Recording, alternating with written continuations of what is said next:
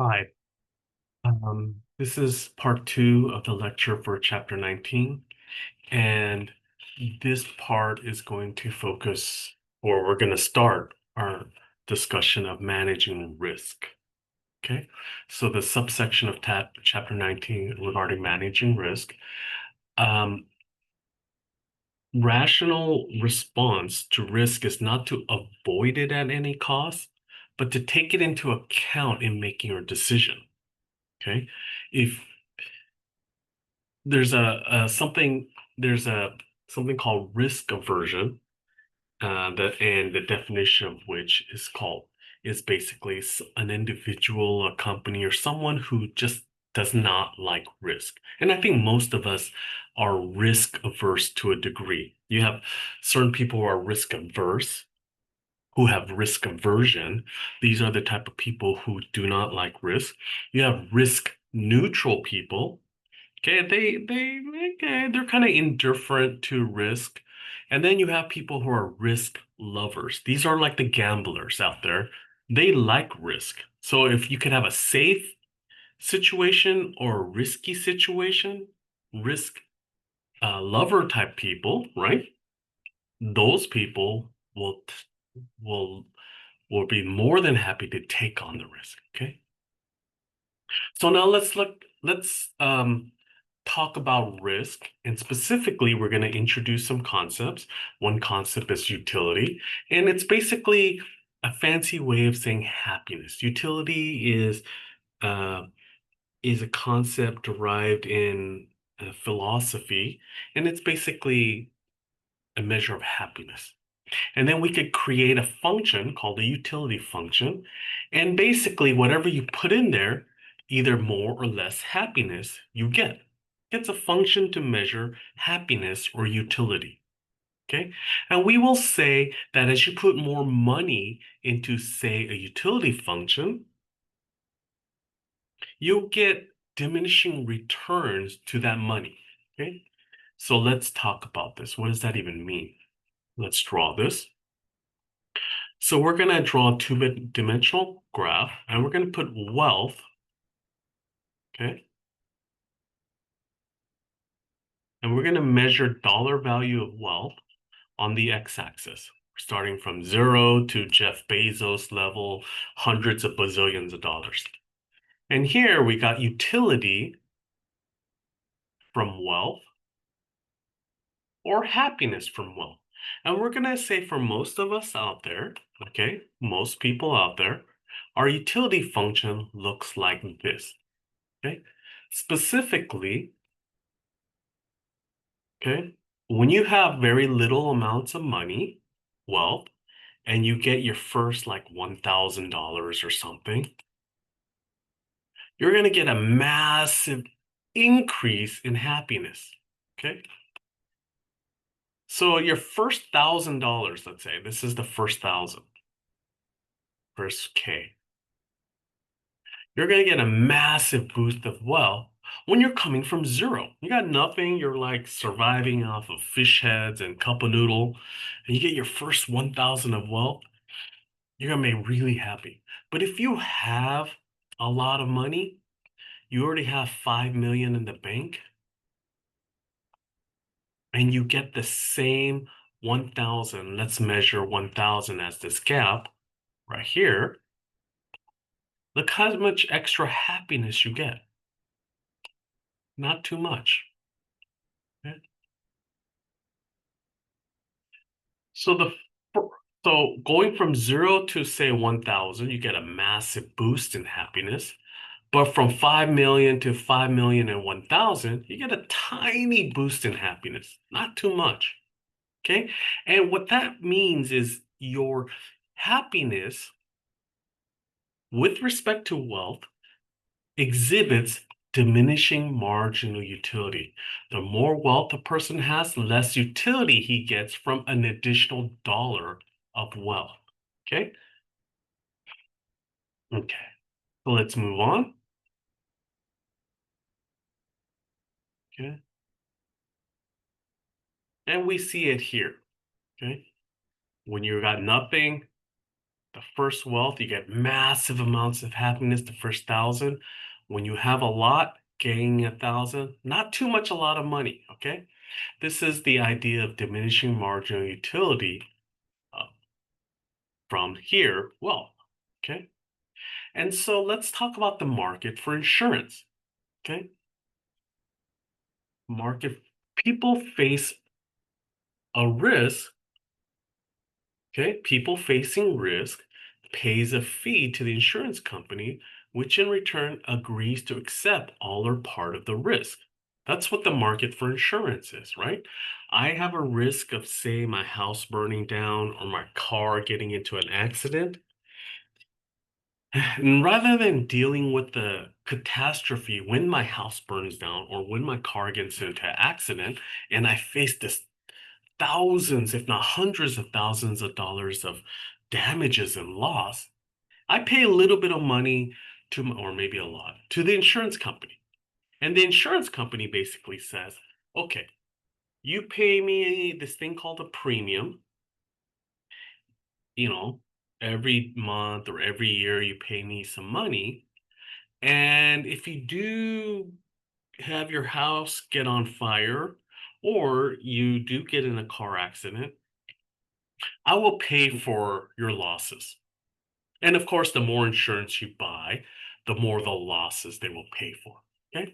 So the insurance company basically gets transferred, they accept some or all of the risk of the house burning down or the car getting into an accident.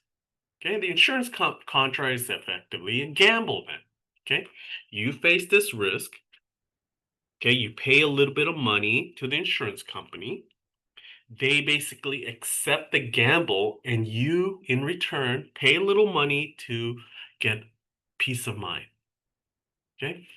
So the role of the insurance is not to eliminate the risk, but to spread the risk among to others. Okay.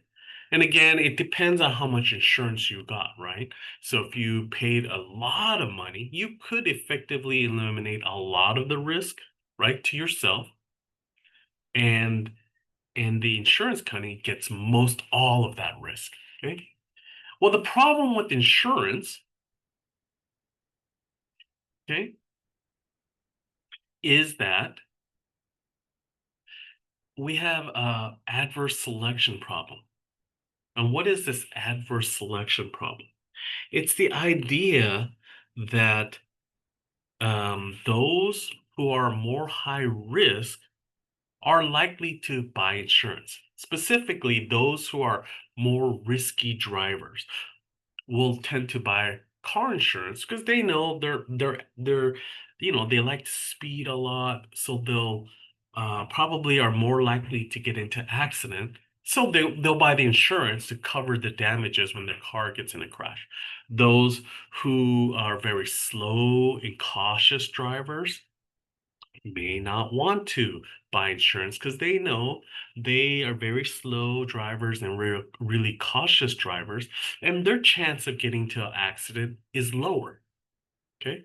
Or people who, maybe right now you're healthy and you don't, you have very low chance of getting injured or get illnesses. So you feel, why should I spend money on health insurance? But someone who just got diagnosed with cancer, they're the ones who are going to seek out to buy health insurance. Okay. So then insurance company has to screen for this adverse selection problem. They don't want to just take all the people who are sick or all the people who are poor drivers, because then they're just going to go bankrupt because every insurance contract they sign up are losing contracts for them. They're likely to pay out a lot of money. They're going, you know, and so there's some problems for the insurance company. And the other one is called moral hazards. That's another problem. Not only do insurance companies have adverse selection problem, but a moral hazard problem. What is a moral hazard problem? Okay, it's when I buy insurance and I know that I will get my damages covered for once I buy it. home, fire insurance for my home or car accident insurance for my car, then I'm not as careful anymore. Why should I be? I already paid money for the insurance company and they're going to pay for, my damages. So you become more reckless, or a person becomes more reckless and more careless once they get insurance coverage. I behave badly now because I have insurance.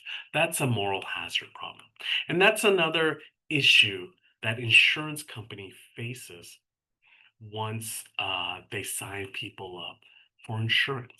Okay, so let's move on. Oops, it went up. Okay, all right, let's go down.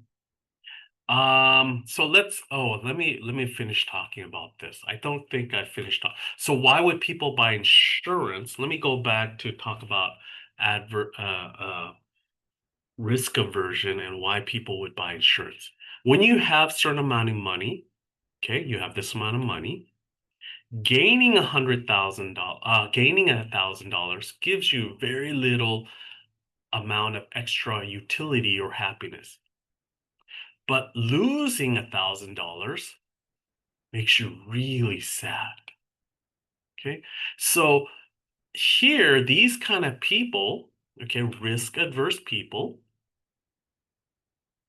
are more likely to buy insurance because that loss of $1,000 from where they are now makes them super sad.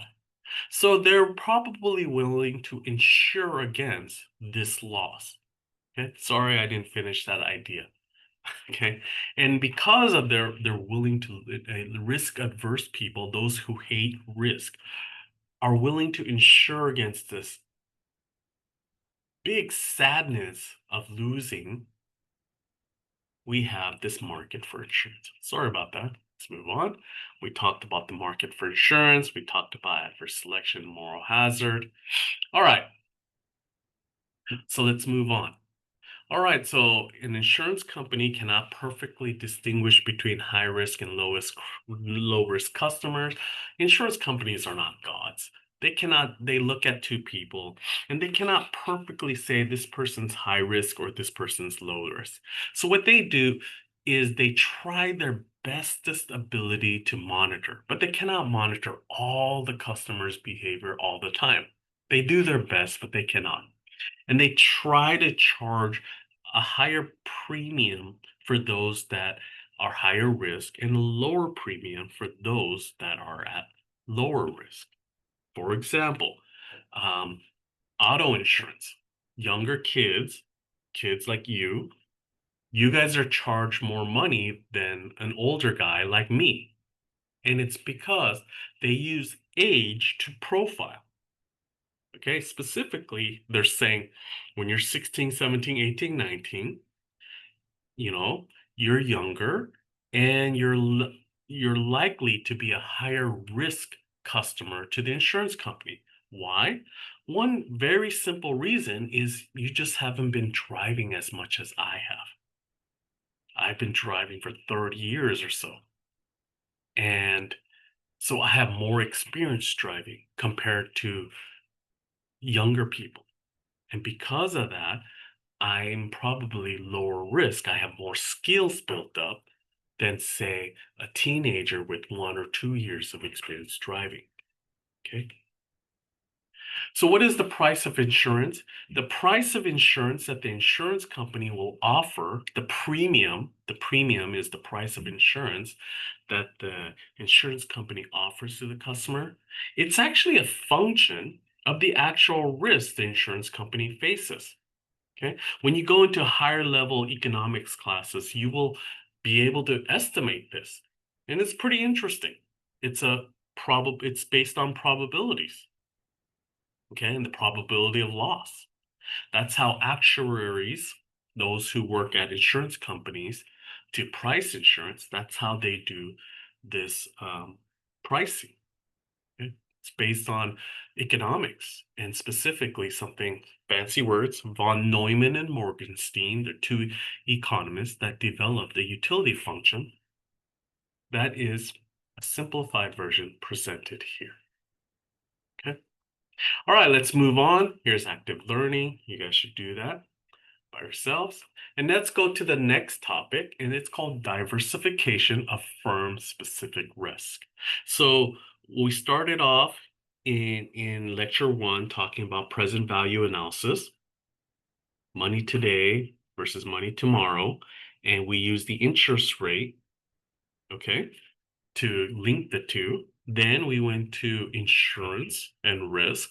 And now let's look at diversifying away or reducing firm-specific risk when we invest. So what is diversification? Diversification is the reduction of risk achieved by replacing a single risk with a large number of smaller unrelated risks. What does that even mean? Well, there's a statement, don't put all your eggs in one basket, okay? Diversification, this fancy gobbledygook, what this is basically saying is, let's say you have $100. If you put $100 in one company stock, NVIDIA, then you are subject to everything, all the risks associated with NVIDIA. 100% of your $100 money is subject to all the risk associated with NVIDIA. When there's rewards and there's losses associated with that. NVIDIA does good, you get a lot of money. NVIDIA does bad, your whole $100 is subject to NVIDIA doing bad. So now let's think about buying NVIDIA and another company, Tesla. Let's put $50 in each. Now, half your money, 50% of your money is subject to NVIDIA risk. 50% of your money is subject to Tesla risk. When NVIDIA does poorly, only half your money is affected. This is called diversification. When Tesla does bad and NVIDIA does okay, only half your money is subject to the Tesla downturn. Okay? Now think if you did this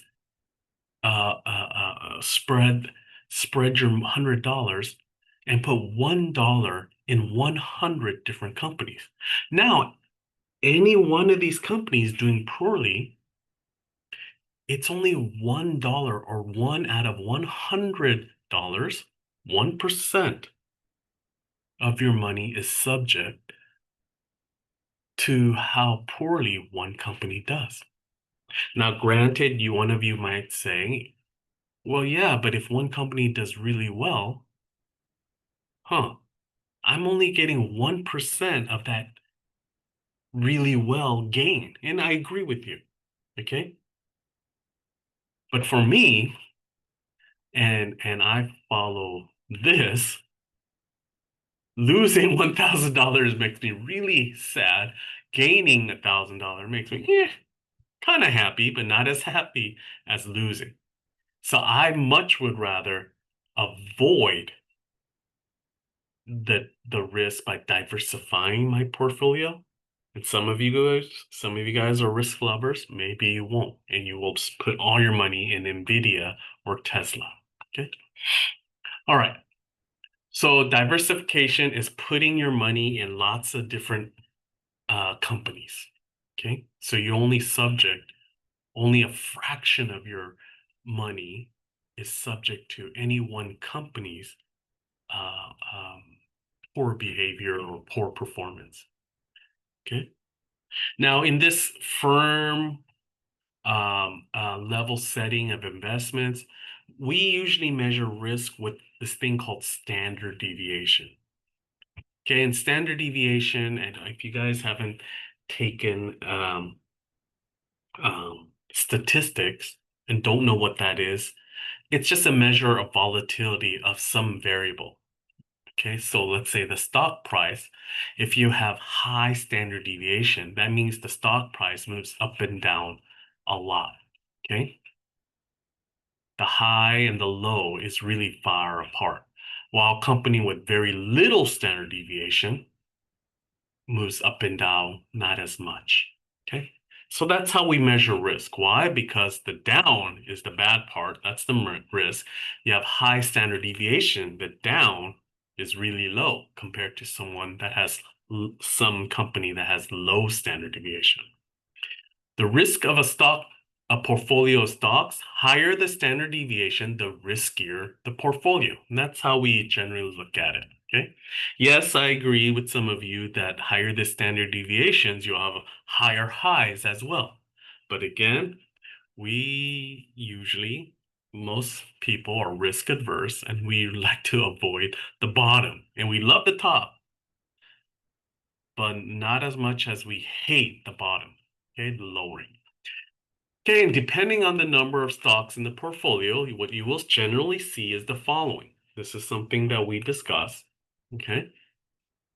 Here we have a two-dimensional graph, the number of stocks in a portfolio, and here is the standard deviation.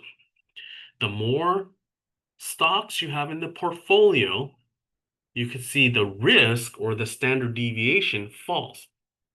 And again, this is because, like I told you before, when you have $100 and you put $1 in each stock, so 100 different companies, any downturn of any one company only affects 1% of your portfolio. So your risk is lower, okay? Here it's just showing it graphically. As the number of stocks increase, your standard deviation falls. Let's move on. Diversification can eliminate firm-specific risk, which I showed you with putting $1 in each company versus $100 in one company. Okay, as one company is a small part of your portfolio, when the company's stock price falls, it has a small effect on your portfolio. You cannot eliminate the market risk, however.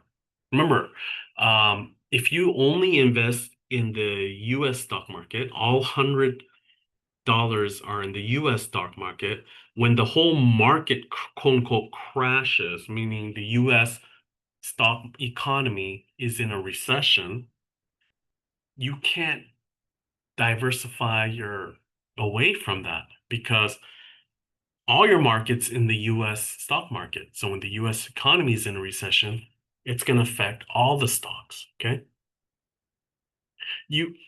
Now you can eliminate some of this by putting some of your money in Japanese stocks or Korean stocks or European stocks or Canadian stocks. So that will shelter you a little bit. But if there's a global recession, then, you have issues. And there's other ways to kind of diversify away. You could put your money in stocks that do well during recessions, but those stocks generally could do poorly during booms. Okay. Anyways, that's beyond the scope of this class. Generally speaking, if all your money's in the U.S. stock market and the U.S. economy is in a recession, you really cannot diversify away that risk. Okay. All right. So let's continue. Trade-off between risk and rewards. Example are two types of asset. Diversified group has an 8% return and 20% standard deviation. A safe alternative could be, say, the US bond, US Treasury bond, meaning you're investing in the US government bond. Those have really low return, but really no standard deviation. You pretty much know the US government is going to pay the 3%.